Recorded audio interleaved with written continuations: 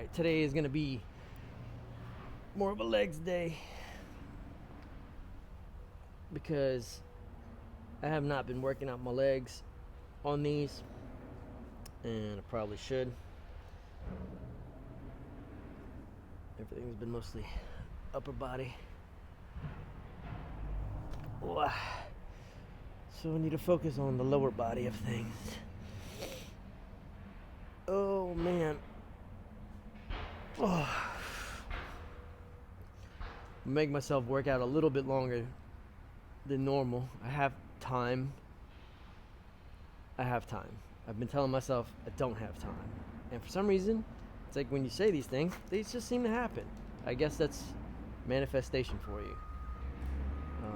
So I'm going to say I have time today. And I'm going to try out with some pistol squats. I have not done those in quite a while, so I know these are going to suck. I really use these for balance, but they work out great.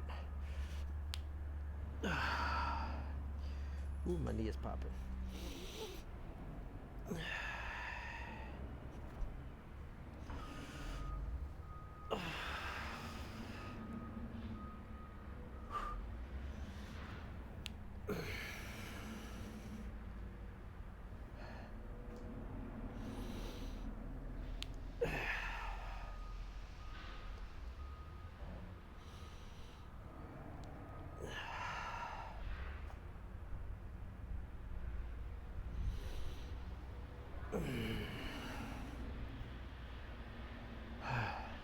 Straight back.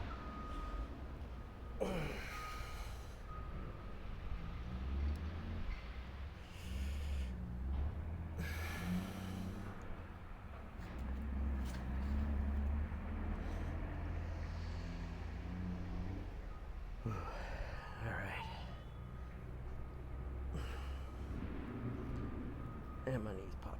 Boy.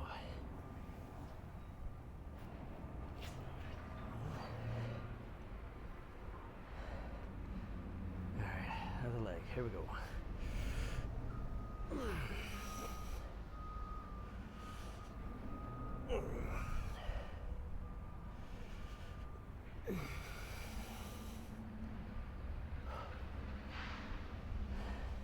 This guy playing frisbee golf next to me kind of threw me off. Just got to get over it. Though you're in public and talking to people outside, it happens. You know, they're a little bit more weirded out than you are, so it's okay. The problem I have is that I want to hunch over, and I'm really pushing myself too hard with this.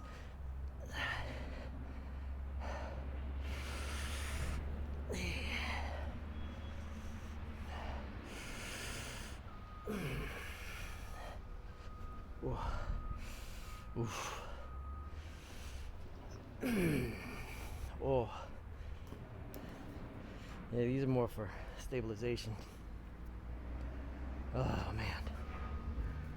I'm excited. I finally got like a sale, pretty damn good sale going through. It only took 6 months to go through, but you know, finally went through.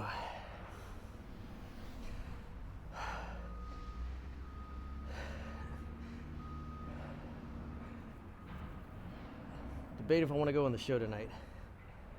It's like I need to stay again on stage just to stay loose, stay practicing. But it's like the sad thoughts just kick in. You just want to do nothing. I don't know if that's a form of depression or whatnot. It's like, man, lately it's just hard to really want to do anything. You just the struggle is real. That's why I make myself work out, so I get my body going and get my mind going.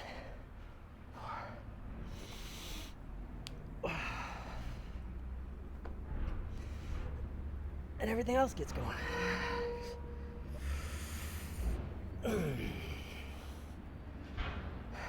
It's the most I've ever worked my quads in a long time. That's what it feels like. I'm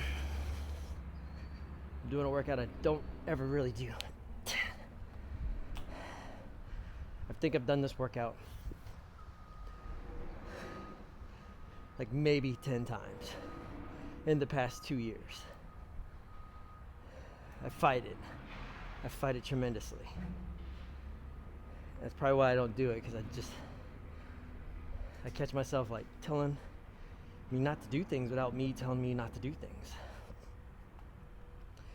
Such a weird thing to have this kind of mind, you know? Saying like, I know I want to do this, but somehow there's something inside of me that's telling me, don't do that. So this is me telling me that mind, fuck off, I'm gonna do it.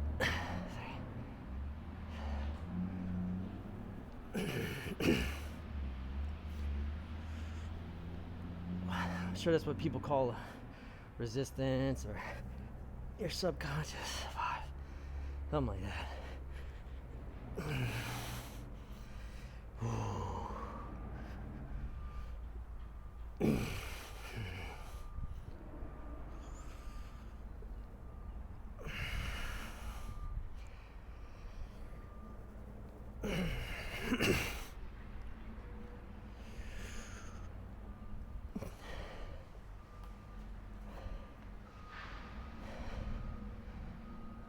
I did a fun podcast last night, Drinking Partners podcast, and I got to go back on the show.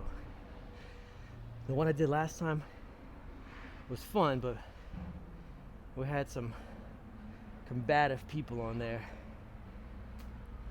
and I get it. You know, people have a bad day, or maybe drinking brings out a side of you, you know. So I do everything with a bit of salt, grain of salt, and grace. But the people who had on last night, way funnier. We're bouncing on jokes. Just love that stuff, you know. Talking about like liquid death. I don't get it. I think I've drank one in my entire life. It's just water in a metal can. Great marketing though. You know, it's like hardcore water. And so the joke I'm trying to write is like, why there's no liquid life. Is that coffee? Is that energy drinks? Or liquid birth? God, it's so bad. I don't know why that was the first thing I thought of when I was writing that topic for the show. It's like liquid death, or why no liquid birth? Amnio fluid. Because you hear people, you know, eating the afterbirth. Why not drink it? You know, why don't we make a drink out of it? These are the things that I think of for no reason at all. You know? I don't remember which leg I was on, so I think I'm just gonna go the other leg, and we'll just call that one. I'm gonna go these a little faster. 2. Get my footing war. Oh, these hurt. Frisbee guy's coming back. Ouch. It's hurting my arms more than anything. Hey.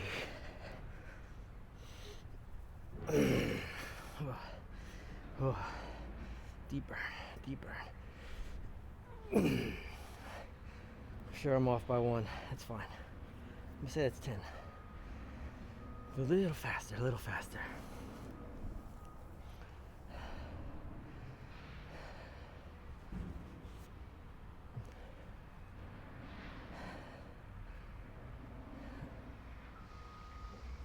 And now people with dogs. Everybody coming to the park today, you know? That's crazy. Oh, very crazy. Hopefully you can just hear me off of that because it is so loud outside right now. It's like construction going on.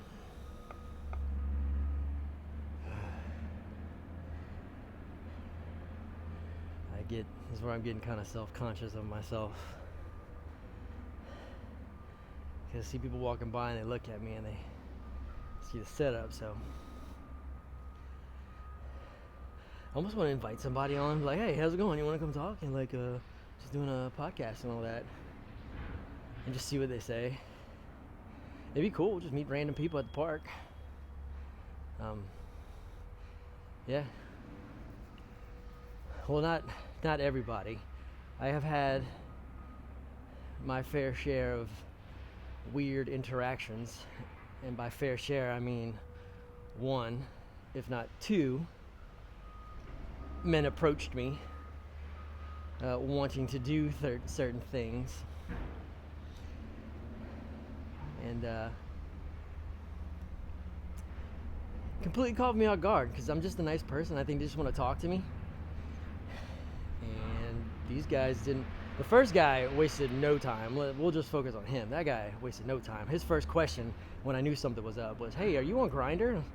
Nope. I know exactly where this is going next. So I figured by saying no, that would give the inclination that I am not on Grindr. Like it's some secret Fight Club thing. You know, it's the first thing you don't talk about on Grindr is talk about being on Grindr. But if they ask you again, then you gotta say yes or no, right? Anyway, he was a nice guy. He's a very short and stocky fellow. I think mid-20s. I'm doing these all wrong right now. My knee is popping so bad.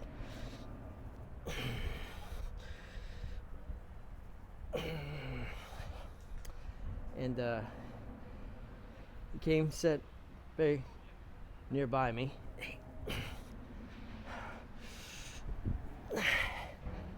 And second question was a red flag. He was asking me if I was a cop. Had a work shirt on. So now I don't know where this is going.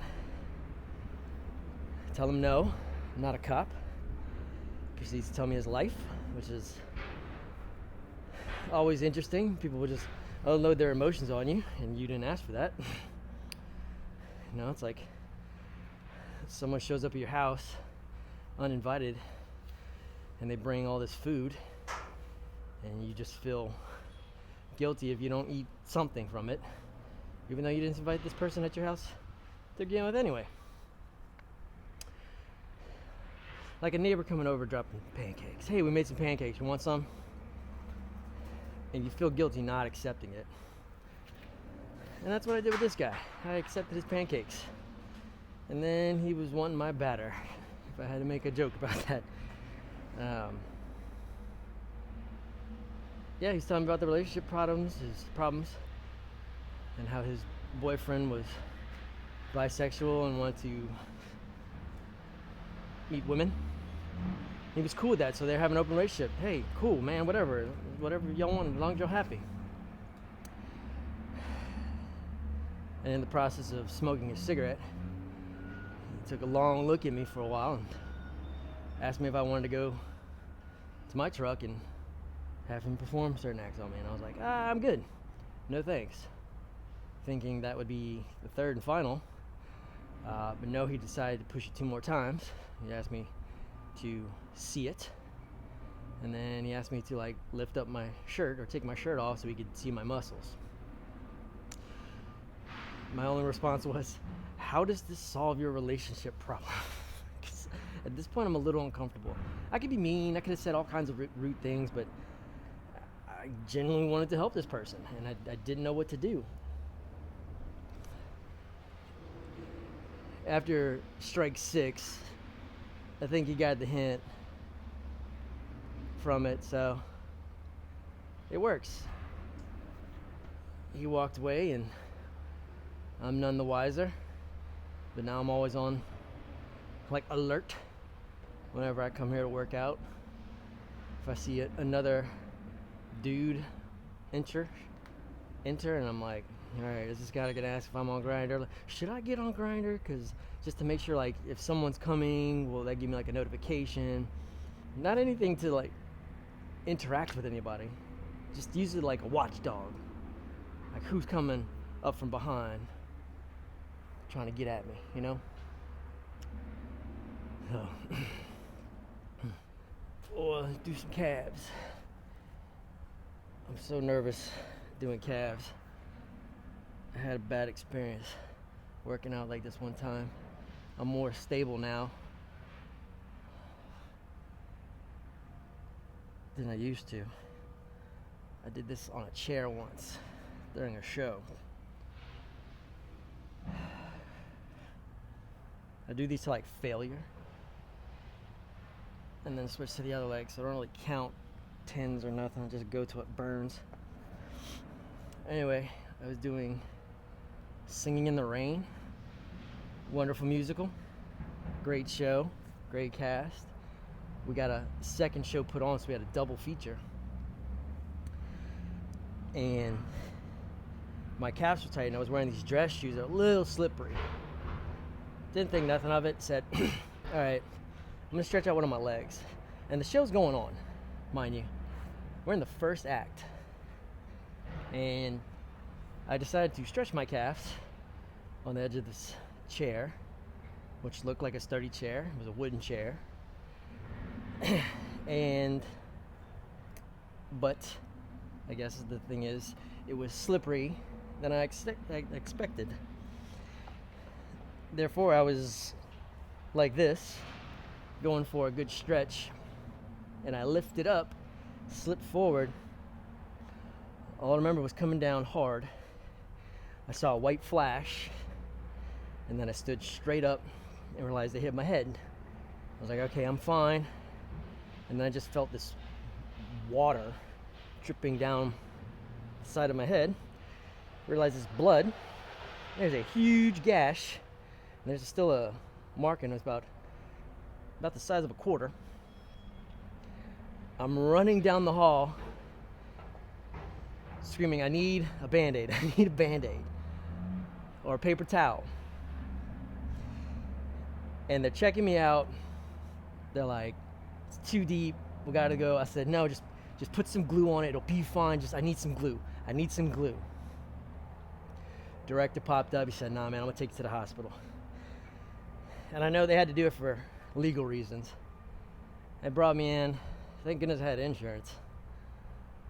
But we got the bleeding to stop.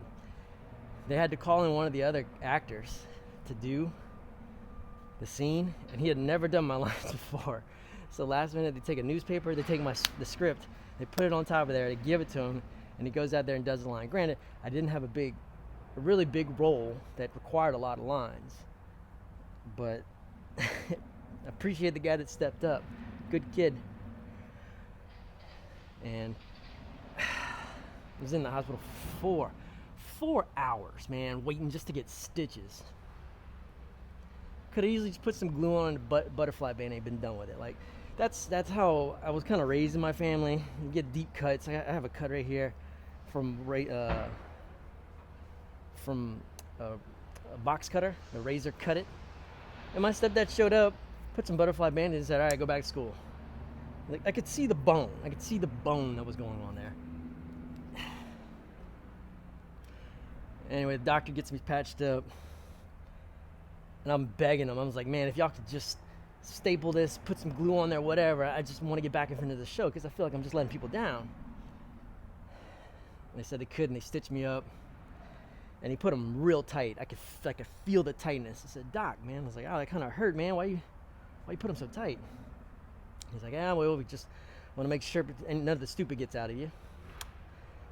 Thanks. Some people called me after. They were checking up on me. I know one of the people was just doing it for legal purposes. I could tell there was just a lot of legal. They were just making sure no one got sued. But I was fine. Some people said some nice things. They're like, yo, man, we appreciate you, being that guy to go full forward and take this role so seriously, but it's a little too much serious. And all that. Ugh. Oh, my legs. My legs, my legs, my legs. My legs.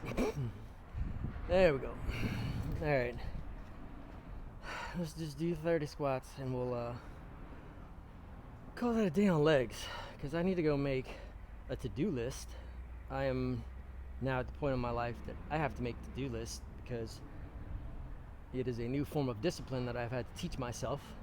And I'm not a very disciplined person, apparently.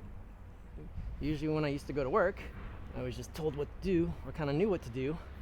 And now that I have a position that gives me a lot of freedom, I have to be even more disciplined on myself. And it's a very interesting concept for someone who's very ADD, because I can get sidetracked very easily.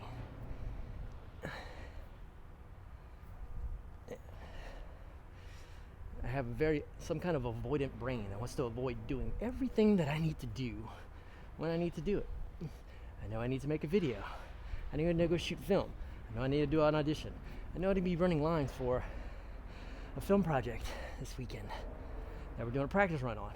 I know I gotta get ready for a photo shoot. Very multifaceted. I don't even know what number I'm on. Oh, I'm just gonna go till it burns. And that's usually around 20. Oh.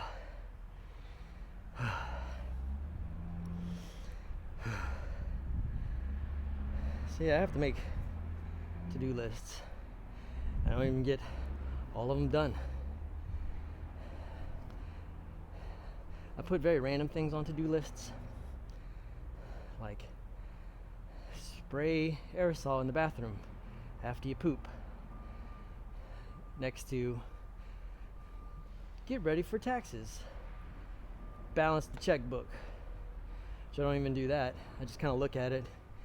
If it's positive, it's good. If it's negative, it's bad. And that's not a really good way to go about things, but I do have an understanding. You know, go sell. Got all that.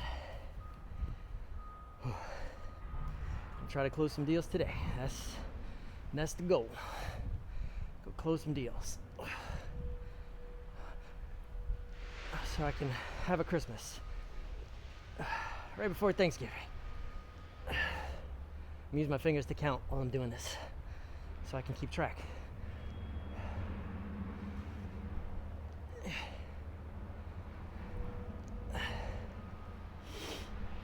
Oh. I really wish I could clone myself. At times, it would make things so much easier. Just wish I could just clone myself.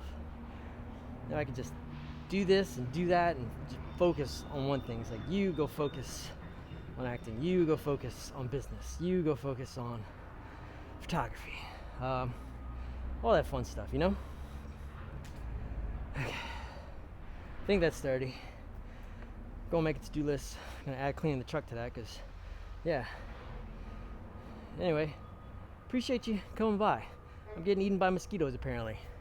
I thought they were dead and gone, but apparently not. There's one right there. That means at least 500 more somewhere.